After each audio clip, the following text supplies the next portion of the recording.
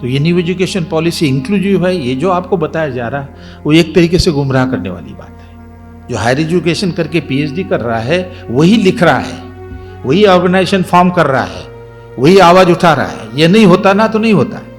तो बराबर बुलसाई पकड़ ली है कि हायर एजुकेशन में जो है वो उसको रोको। मैसिफिकेशन जो एजुकेशन का चल रहा है उसको किस तरह रोको, बड़ी इंटेलिजेंट तरीके से रोको। What is new education policy? Is saying new education policy has promoted, it hasn't discouraged non-profit making companies will be set up in the education sector. The privatization is almost killing the access of the scheduled caste, particularly scheduled caste, scheduled tribe, poor, to professional education. Because these all are the self-financing private or professional institution, क्योंकि वहाँ पैसा है, लड़का जाता है, employability बढ़ जाती है। तो प्राइवेटाइजेशन पे भी जो कोई ऐसी नीति नहीं है कि जिस नीति से इंक्लूसिवनेस की बात बनेगी। फॉरेन यूनिवर्सिटीज, जब मैं था यूजीसी का चेयरमैन तो ये इशू आया था कि फॉरेन यूनिवर्सिटी होनी चाहिए, foreign internationalisation of higher education होना चाहिए। फिर लोग आने लगे क्योंकि कपिल सिब्बल साहब ने और लोगों ने बहुत ज़्यादा इसका प्रचार किया। अर्जुन सिंह के ज़माने भी हुआ, मेरे पीरियड में भी हुआ, तो आने लगे। ऑक्सफोर्ड यूनिवर्सिटी के प्रेसिडेंट आए कि we can possibly open the campus. तो प्रेस वाले ने उनको पूछा कि भाई कब खोलोगे आप?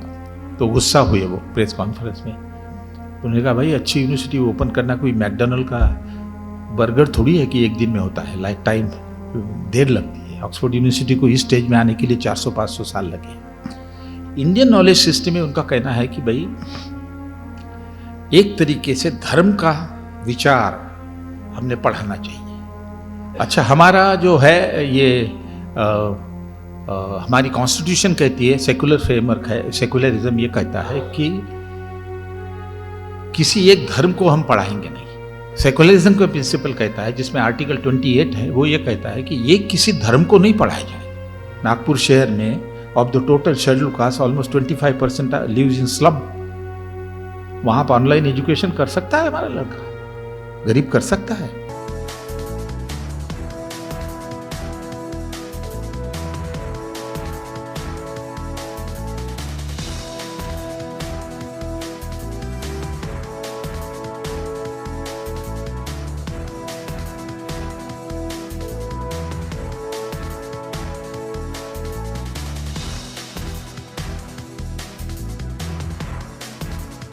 न्यू एजुकेशन पॉलिसी के बारे में मेरा ख्याल है मिस इन्फॉर्मेशन बहुत है।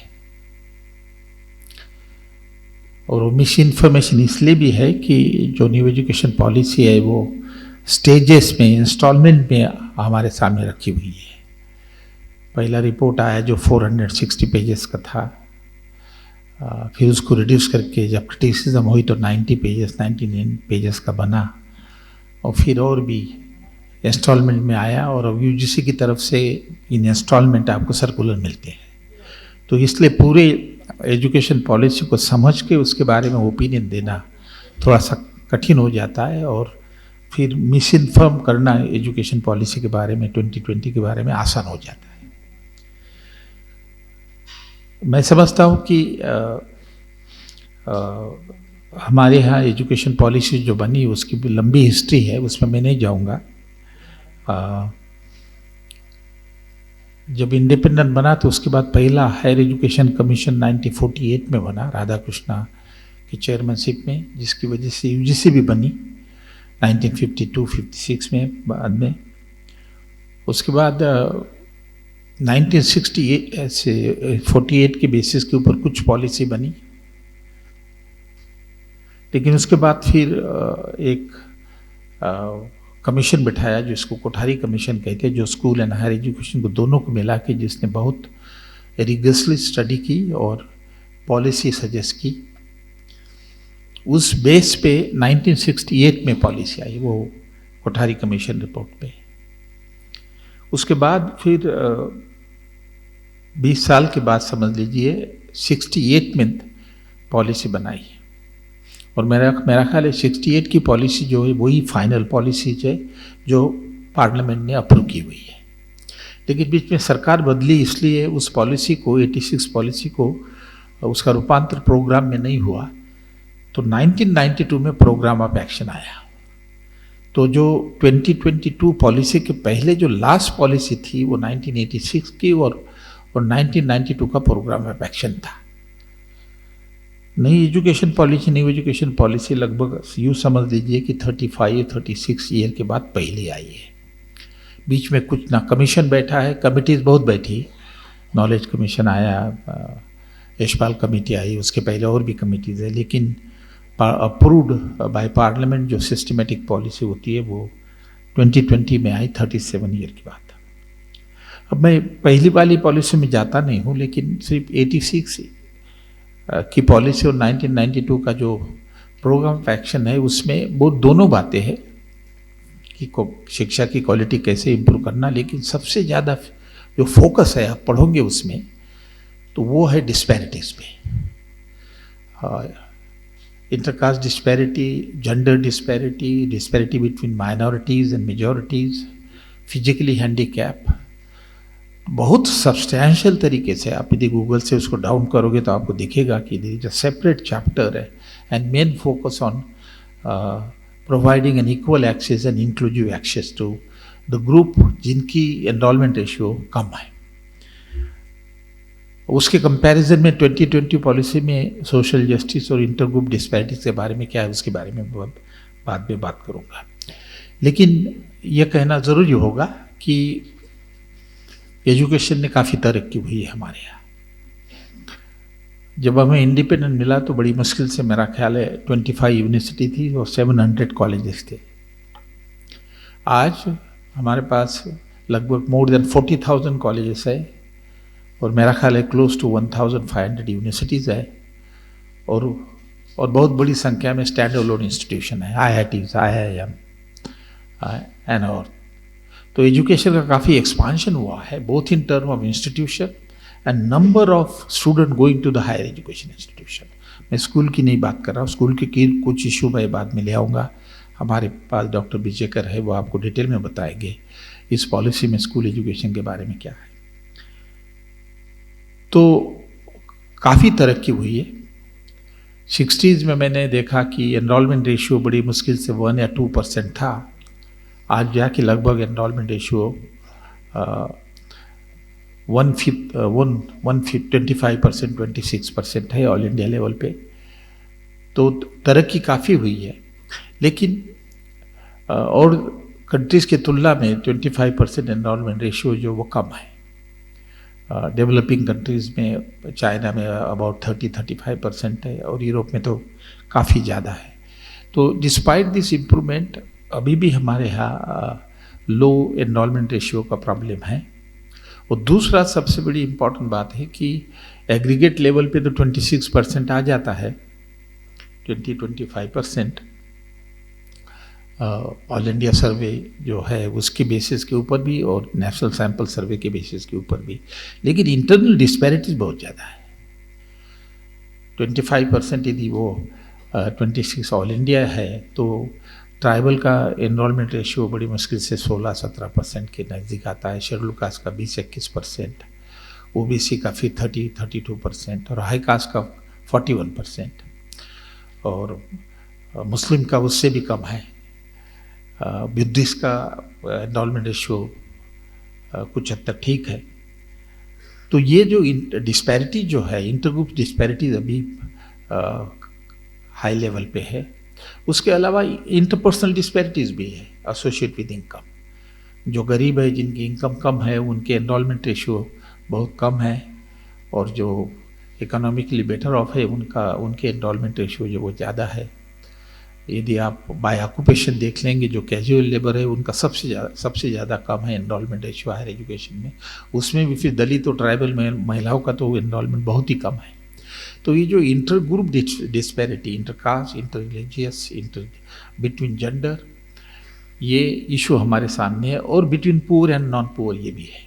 इसके बारे में मैंने एक अच्छा, मेरा ख्याल है बड़ा रिगरस आर्टिकल लिखा है जो इंडियन इकोनॉमिक जर्नल, जिसके एग्जीक्यूटिव एडिटर सुधांशु भूषण है, मैं चीफ एडिटर हूँ, उसमें वो उसको एक्सप्लेन किया है कि what explain inter group intercaste inequality particularly. कितने इकोनॉमी फैक्टर एक्सप्लेन करते हैं और कितने डिस्क्रिमिनेशन एक्सप्लेन करते हैं।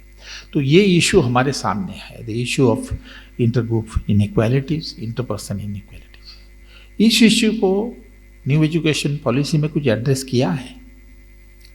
मैं समझता हूँ कुछ नहीं किया है, बहुत कम किया है, और उसको आपको समझ लेना चाहिए। न्यू एजुकेशन पॉलिसी में दो हिस्से हैं। एक ये है measure to increase the quality and improve inclusiveness, that is to provide equal access to this group whose enrollment ratio is much less. लेकिन सबसे बड़ी इंपॉर्टेंट बात है कि क्वालिटी के लिए कुछ जो सजेशन किए हैं उसका जो असर है वो अनइक्वल एक्सेस पे होता है, और बड़े समझकर उसको ये हमें समझना होता है। पहले समझ में नहीं आता। ये डॉक्यूमेंट बड़ा इंटेलिजेंट तरीके से लिखा हुआ है, लेकिन उसके नीचे, उसके अंदर चले जाओगे तो पता चलेगा आपको कि इसमें जो मैसिफिकेशन ऑफ हायर एजुकेशन और स्कूल एजुकेशन है उसको कहीं रोकने का इंटेंशंस है। तो जो भी क्वालिटी के मेजर है उसमें उसका इम्पैक्ट जो है वो इंक्लूसिवनेस को घटाने का है। और फिर सेपरेट पॉलिसी भी इंक्लूसिवनेस के लिए है, socially disadvantage and economically disadvantage, उसके बारे में मैं कुछ चर्चा करूँगा। तो let us discuss very briefly the कौन से मेजर उन्होंने क्वालिटी इंप्रूवमेंट के लिए किया है। पहला मेजर यह है, 5-6 मेजर बड़े इंपॉर्टेंट है, सभी को मैं डिस्कस नहीं कर पाऊंगा। एक तो है कि उन्होंने कहा कि जो एजुकेशन स्ट्रक्चर है, अफिलिएटिंग सिस्टम है, उसको हम यूनिटरी यूनिवर्सिटीज़ की तरफ लिया जाए, क्योंकि यूनिटरी यूनिवर्सिटी अच्छी है, इफिशिएंट है। दूसरा, उन्होंने ड्यूरेशन ऑफ डिग्रीज में चेंज लाया है कि मल्टीपल ड्यूरेशन, एक डिग्री के मल्टीपल ड्यूरेशन है। बीए 3 साल की भी है, बीए 4 साल की भी है, मास्टर 1 साल की भी है, 2 साल की भी है, इंटीग्रेटेड भी है। ये नई बात आई है, ये मैंने कहीं देखा नहीं है कि एक ही डिग्री के लिए 2 ड्यूरेशन है। उसके बाद फिर multiple entry and multiple exit का कॉन्सेप्ट लाया कि you can exit at any stage while doing graduate, और आपको वो फिर सर्टिफिकेट, डिप्लोमा और डिग्री मिल जाएगी। और आपका वो क्रेडिट बैंक भी होगा जिसमें आपके क्रेडिट डिपॉजिट किए जाएंगे, आप ऑफिस आ रहे तो उसको काउंट किया जाएगा आगे जाने के लिए। तीसरा जो है बड़ा इंपॉर्टेंट चेंज है, वो करिकुलम फ्रेमवर्क में है, जिसके बारे में सुधांशु भूषण आपको डिटेल में बताएंगे। कर्नाटका गवर्नमेंट ने एजुकेशन कमीशन बनाया है नई एजुकेशन पॉलिसी को रिव्यू करके रिकमेंडेशन देने के लिए।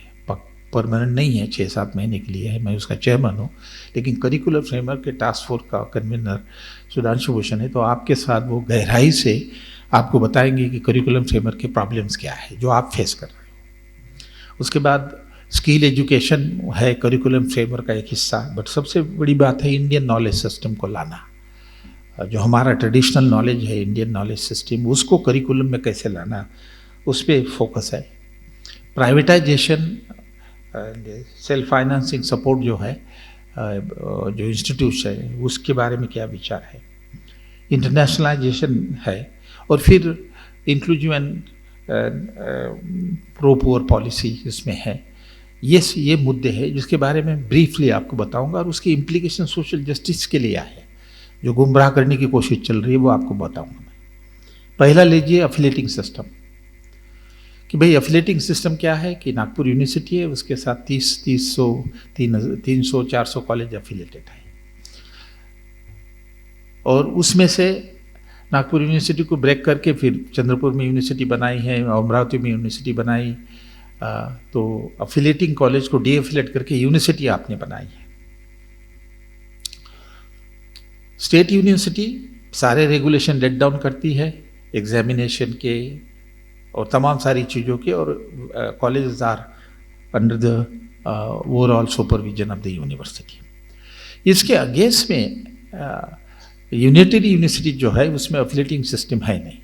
एक यूनिवर्सिटी होती है जिसमें सारे कोर्सेज पढ़ाए जाते हैं, undergraduate, postgraduate, PhD, diploma, whatever, under one shade.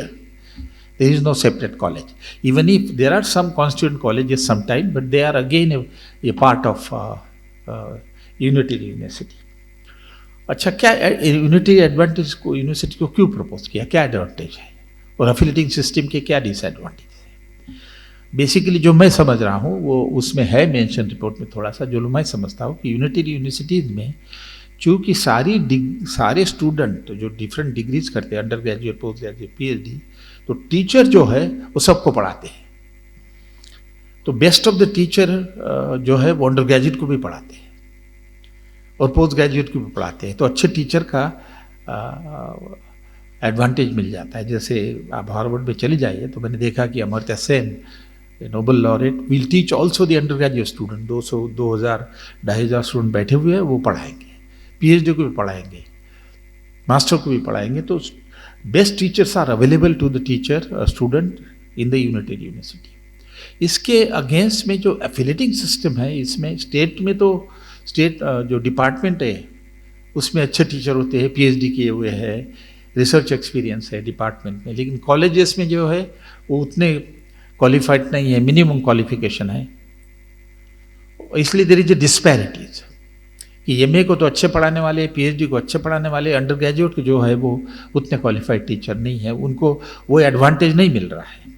इसके अलावा मुझे नहीं लगता कि कोई advantage between this advantage United university का है या एफिलिएटिंग यूनिवर्सिटी का है। नई एजुकेशन पॉलिसी बनती है कि भाई ये एफिलिएटिंग सिस्टम को ख़त्म करो, आने वाले 30 साल में या 15 साल में ऐसा करो कि एफिलिएटिंग सिस्टम को यूनिटरी सिस्टम में कन्वर्ट करो।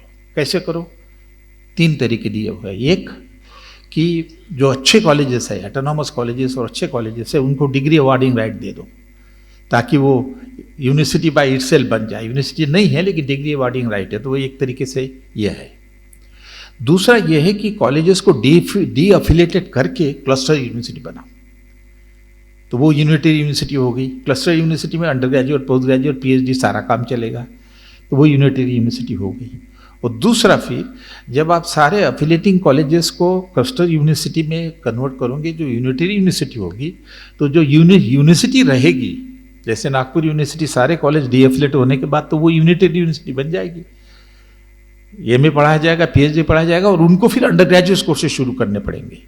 ये बताते हैं मुझे जाम्बुलकर वगैरह कि अंडर ग्रेजुएट कोर्सेज शुरू होंगे तो नागपुर यूनिवर्सिटी जो है वो यूनिटरी यूनिवर्सिटी होगी। ये है basically what is the recommendation. तो इसका कारण ये बताया गया कि क्वालिटी इंप्रूव होगी, कि अच्छे टीचर जो नागपुर यूनिवर्सिटी में डिपार्टमेंट में है वो अंडर ग्रेजुएट को भी पढ़ाएंगे। लेकिन इसका impact inclusiveness and denial of equal access poor और सोशली डिसएडवांटेज ग्रुप पे क्या होगा, इसके बारे में कोई डिस्कशन नहीं। मैं समझता हूं कि एफिलिएटिंग सिस्टम खत्म होने का मतलब ये है कि जो चीप और इजी एक्सेस जो गरीब लड़कियां, शेड्यूल कास्ट शेड्यूल ट्राइब को मिलेगा, उसमें घटोतरी आएगी। वो कैसे आएगी मैं बताता हूँ। आज महाराष्ट्र में देख लीजिए आप, affiliating colleges are spread all over the places, large villages, small town, medium town, big town, metropolitan town. लेकिन जो कॉलेजेस लार्ज विलेजेस में, मीडियम टाउन में है, स्मॉल टाउन में है, जहाँ कॉस्ट ऑफ एजुकेशन कम है, वहाँ गरीबों को एक्सेस इजीली मिल जाता है। अब मैं देखता हूँ मेरे गांव के नज़दीक आर.एस. गवई साहब का गांव है दारापुर, जिसमें उन्होंने 3-4 कॉलेज खोले हैं। तो मैं देखता हूँ कि मेरे गांव से जो बस निकलती है उसमें लड़के बैठते हैं अपने सुबह 11 बजे 10 बजे और वापस आ जाते हैं। और बहुत सारे लड़के लड़कियाँ जिनको साइकिल वगैरह दी वो अपना चल के आते हैं साइकिल पे, कोई खर्चा नहीं है, कोई रेंट पे रूम लेनी नहीं है। ये जो cheap and accessible, physically accessible education है, ये एफिलिएटिंग सिस्टम देती है, क्योंकि कॉलेजेस आप डिफरेंट एरियाज में डेवलप कर रहे हो। अच्छा, सबसे इम्पॉर्टेंट बात है कि पहला हायर एजुकेशन रिपोर्ट जो आया है वो 1882 में आया। कुछ कॉलेजेस थे, एक मुस्लिम के लिए था, एक हिंदुओं के लिए कॉलेज था कलकत्ता में। उसके बाद फिर 1904-9 में पहली कलकत्ता यूनिवर्सिटी बनी on the pattern of London university. तो शुरू से हमारे कंट्रीज में एफिलिएटिंग सिस्टम है कि कॉलेजेस आए। पहली बार वेस्ट बंगाल में कॉलेजेस आए, 2-4-6 कॉलेजेस थे शायद, और कलकत्ता यूनिवर्सिटी बनी और कॉलेजेस अफिलिएटेड हो गए यूनिवर्सिटीज़ को। तो हमारी वो हिस्ट्री है एफिलेटिंग सिस्टम की, और जगह यूनिटरी सिस्टम है। और आप क्या कह रहे हो कि ये जो हमारी 2200 साल की एफिलेटिंग सिस्टम जो हमने डेवलप की है उसको डिसमेंटल करो।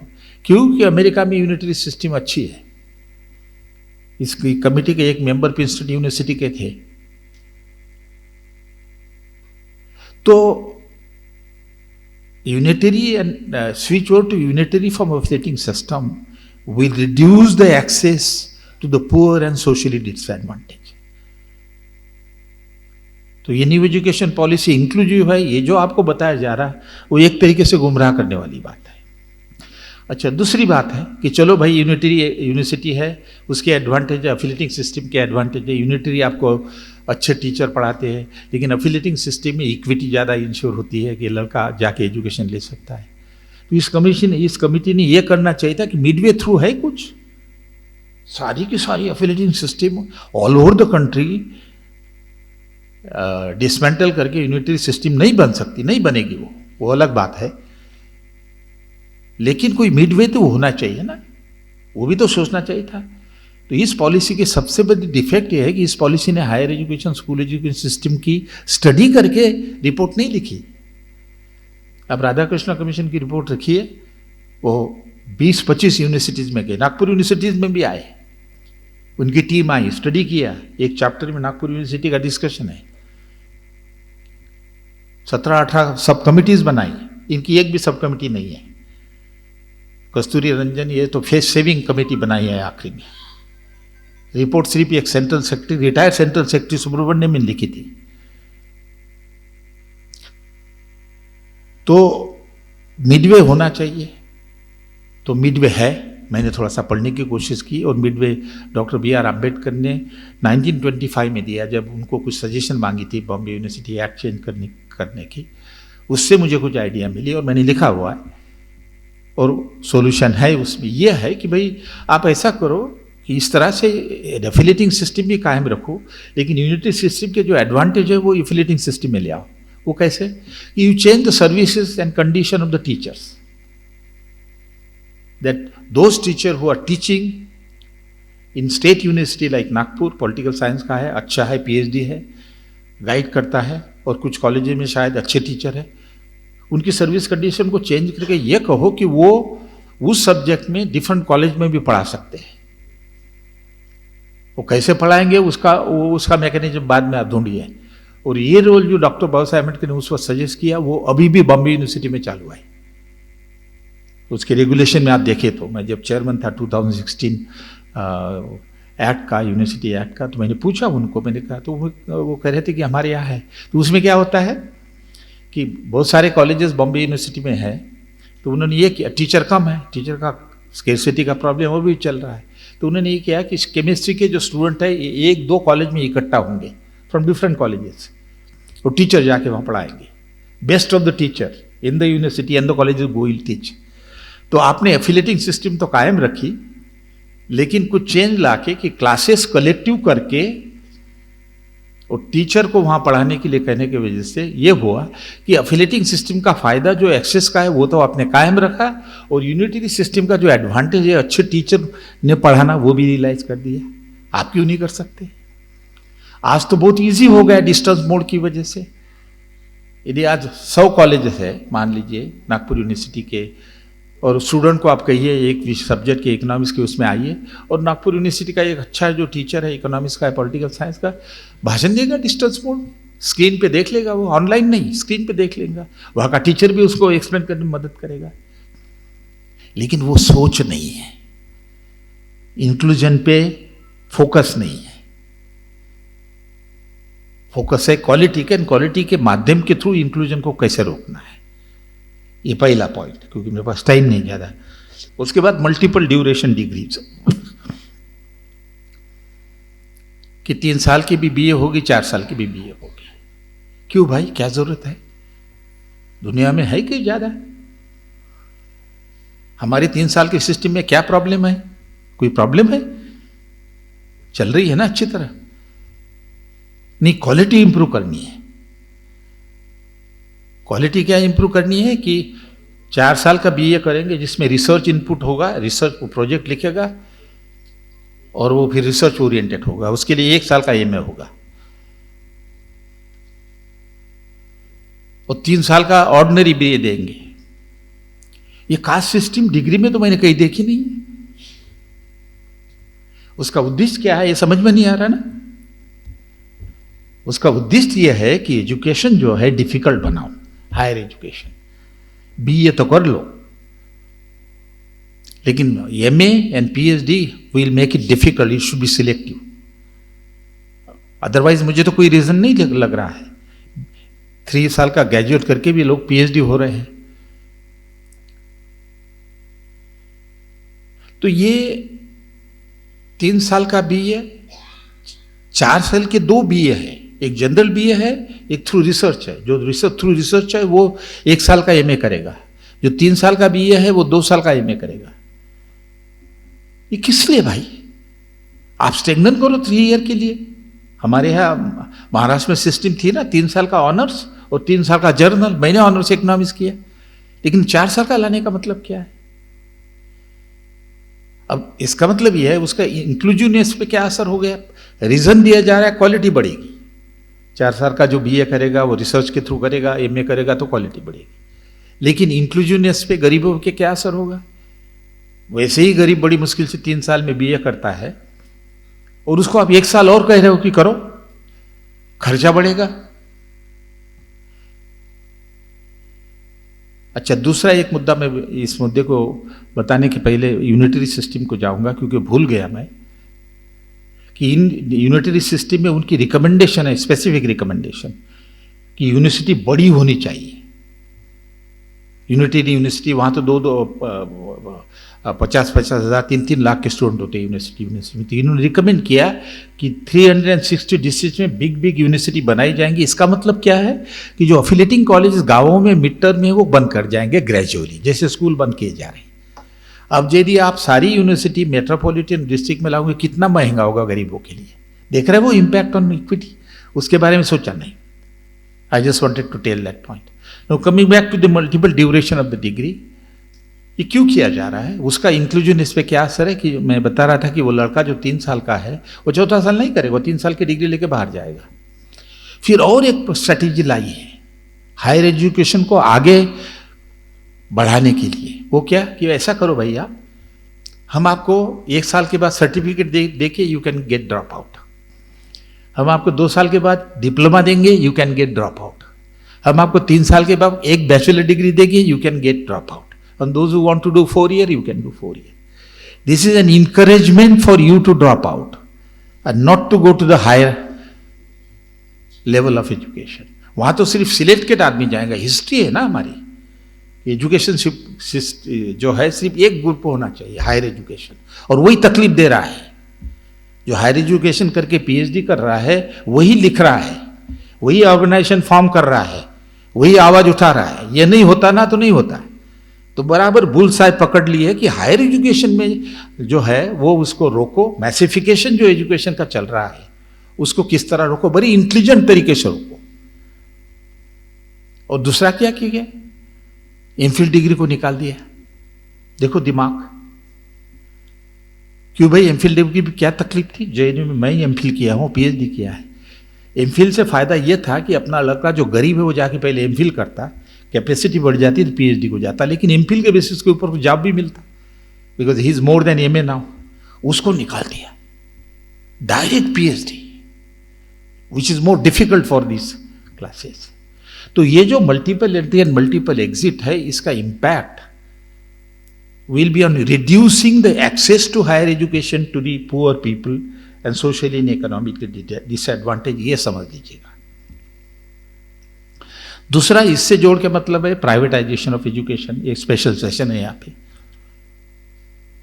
प्राइवेटाइजेशन ऑफ एजुकेशन तो वो कांग्रेस के ज़माने में शुरू हो गया। महाराष्ट्र में वसंत दादा पाटिल ने पहला इंजीनियरिंग कॉलेज खोला। उसके बाद जो शुरू हुआ कि आज की तारीख में जो 40,000 कॉलेजेस है उसमें से 60-65% जो है वो सेल्फ फाइनेंसिंग है।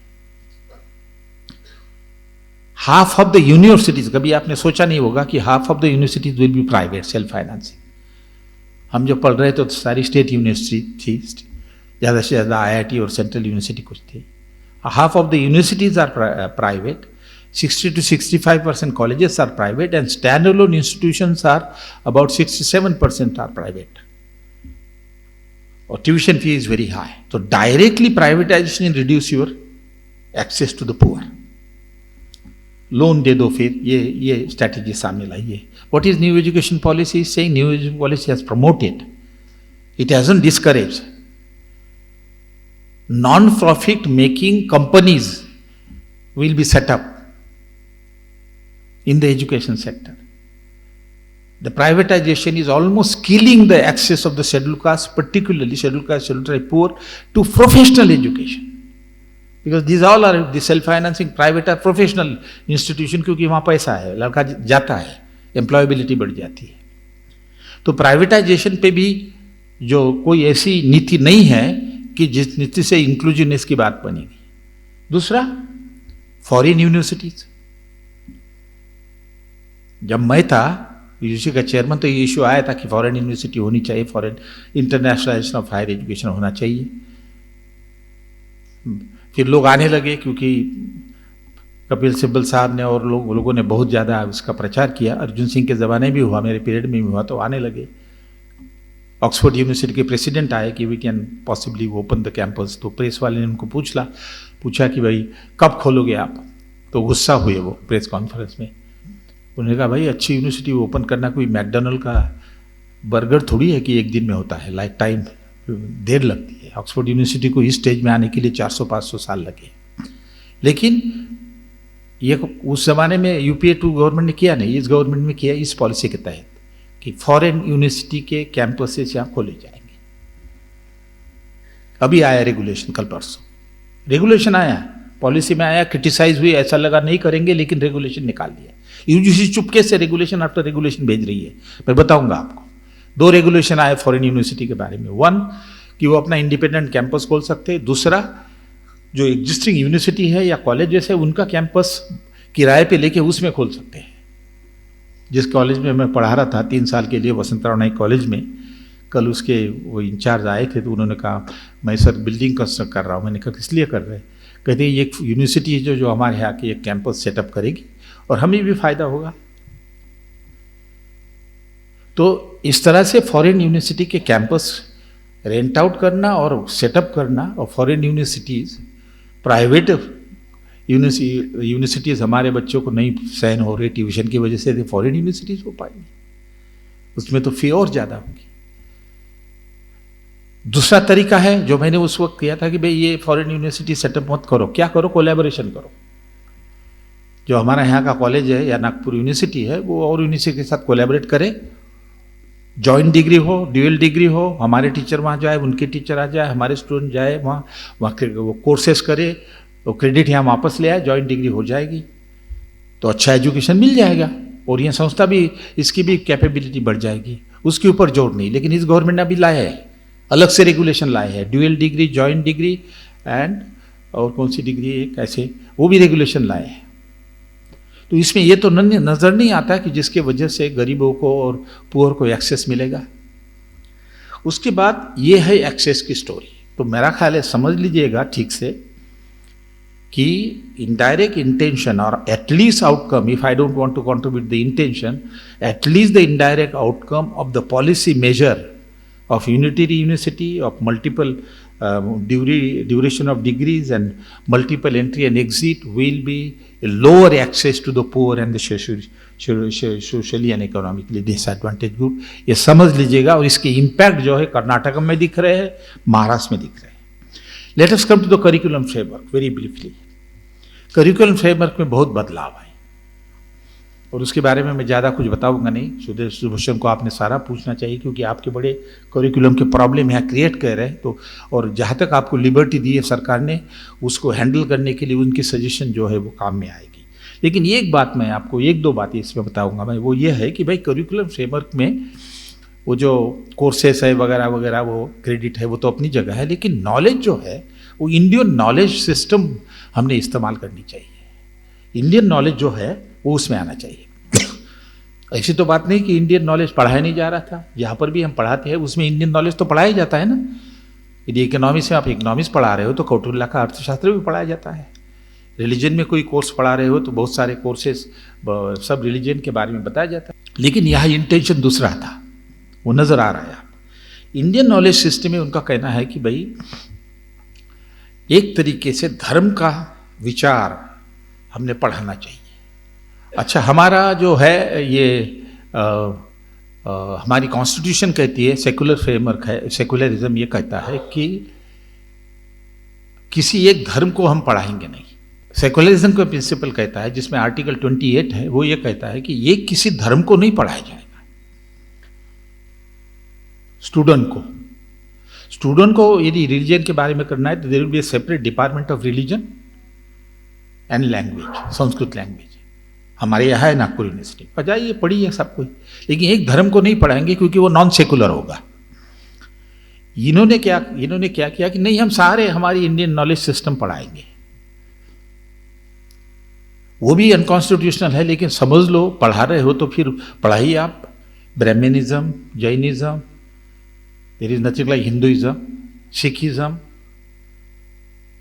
क्रिश्चियनिटी, इस्लाम और सब बहुत सारे सेक्ट है, वो सारा पढ़ाइए। फिर वो भी अनकॉन्स्टिट्यूशनल है, लेकिन पढ़ा रहे हो तो वो नहीं किया जा रहा। क्या किया जा रहा है? Only one religion and that is Brahminical ideology is being included in the curriculum course. मैं ये स्पेशल इशू निकाल रहा हूँ, मुक्ति विमर्श का जो जनरल मैं चलाता हूँ, न्यूज़पेपर चलाता हूँ, वो स्पेशली इसी पे होगा। इसी तरह का फंक्शन आप करो, मैं रिक्वेस्ट करूँगा इनको और उसके ऊपर डिस्कशन करेंगे। लेकिन ब्रीफली ये बताऊँ, मैं गुजरात में, मध्य प्रदेश में गीता पढ़ाई जा रही है। Indira Gandhi national open university ने 4 साल का गीता के ऊपर स्पेशल अंडर ग्रेजुएट कोर्स शुरू किया है। महाराष्ट्र में जो करिकुलम फ्रेमवर्क 2 महीने पहले निकाला, जिसके ऊपर मैंने नोट लिखी, प्रेस कॉन्फ्रेंस की, उसमें क्या है कि रामदास के जो वर्स है वो पढ़ाए जाएंगे 6-7 स्टैंडर्ड के। गीता का पूरा 12वां अध्याय जो है वो 12वीं के लड़कों को पढ़ाया जाएगा। सिलेबस बन गया। एनवायरमेंटल एजुकेशन में मनुस्मृति, सबस्मृति, उपनिषदा, पुराणास, वेदास, उसमें से जो नॉलेज है वो सारा पढ़ाया जाएगा। इनफैक्ट ये चैप्टर आप उसमें देखेंगे, एनवायरमेंटल एजुकेशन में सीधा मनुस्मृति से कोट करके एक स्टेटमेंट दिया हुआ है। Manusmriti is a sort of discredited religious test, उसको कोट किया हुआ है टू एलिवेट। अब मेरा ख्याल है महाराष्ट्र गवर्नमेंट ने कहा कि नहीं, हम निकाल डालेंगे। तो ब्रीफली मैं ये बताऊं कि करिकुलम फ्रेमवर्क में बाकी सारे चेंजेस सजेस्ट किए हैं, उसकी अपनी प्रॉब्लम है, लेकिन मेन इंटेंशन है कि एजुकेशन के थ्रू ये धर्म, ब्राह्मणिकल रिलीजियस को कैसे हम पढ़ाएं। अब ये तो इंक्लूसिव तो हुआ नहीं। संस्कृत के बारे में मैं बात नहीं करूंगा। ऑनलाइन एजुकेशन, अब आपको ये बताएंगे registrar Anil Hire Khan, 40% online, 60% face to face.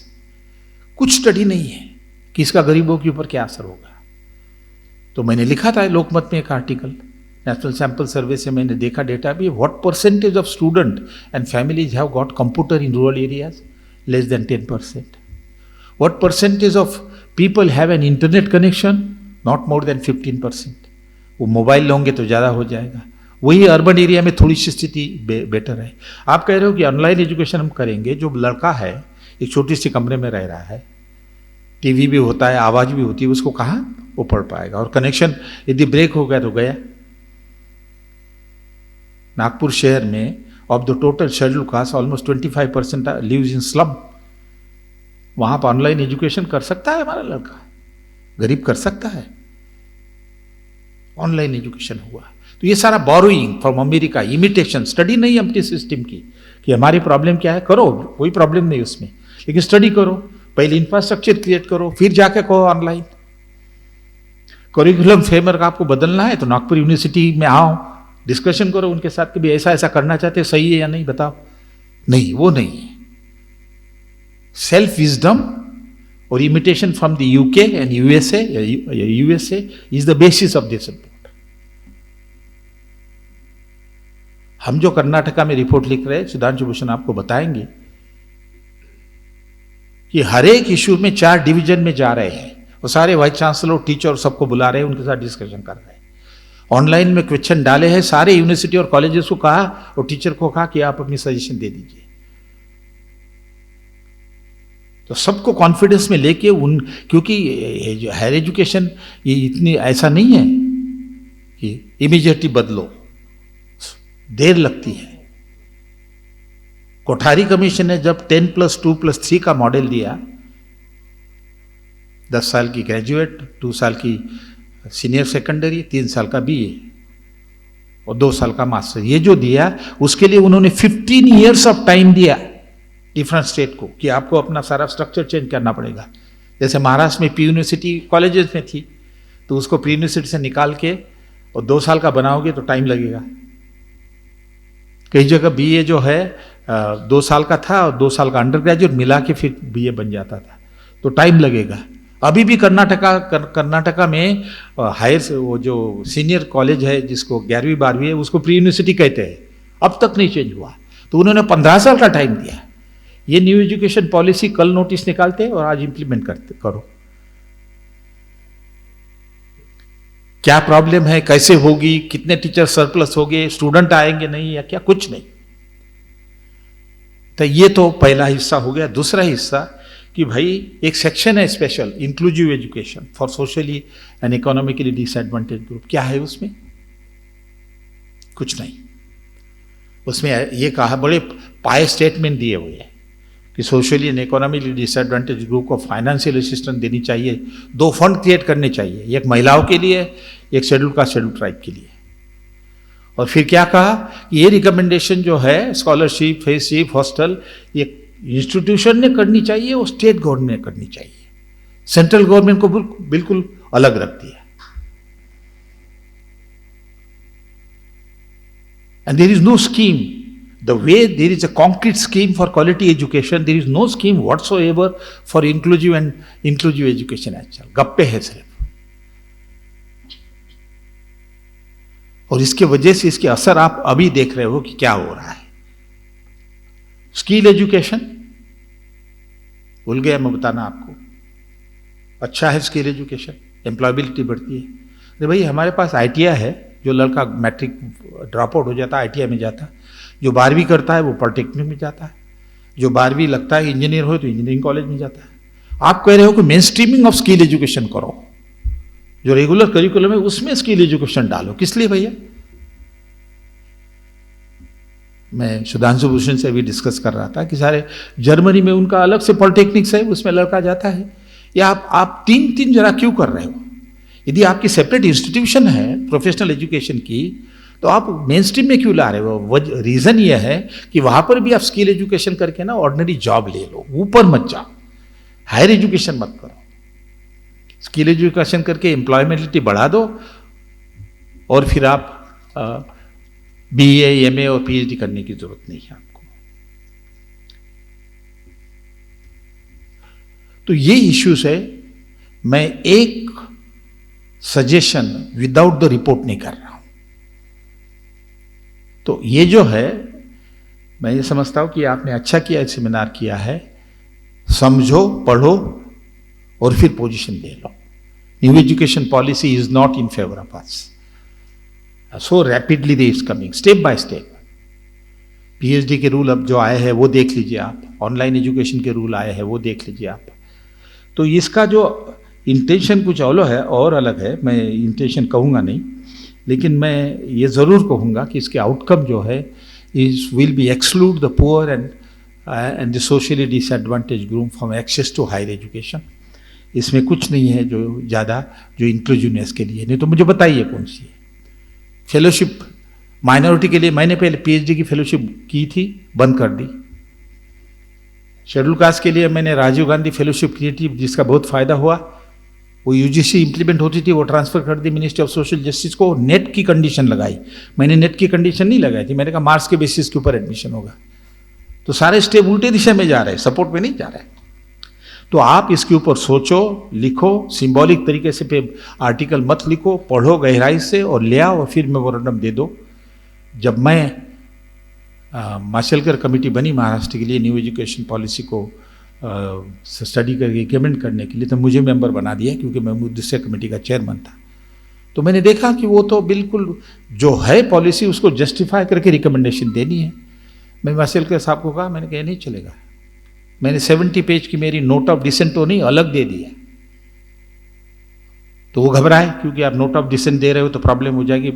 उन्होंने रिक्वेस्ट की मुझे कि नोट ऑफ डिसेंट मत दो, लेकिन आपकी नोट मैं डायरेक्ट मिनिस्ट्री को और सेक्रेटरी को भेजता हूँ। उस बेसिस से मैंने उसमें साइन किया फिर, लेकिन वो नोट पड़ी है दबा के। वो नोट मैं आपको दूंगा, आप उसे, उसमें सजेशन भी है सारी क्या क्या करना चाहिए। तो मेरा ख्याल है मुझे निकलना होगा, and you will also excuse me like a vice chancellor, I have another function where I want to speak on the sub categorization Supreme Court judgment. Thank you very much.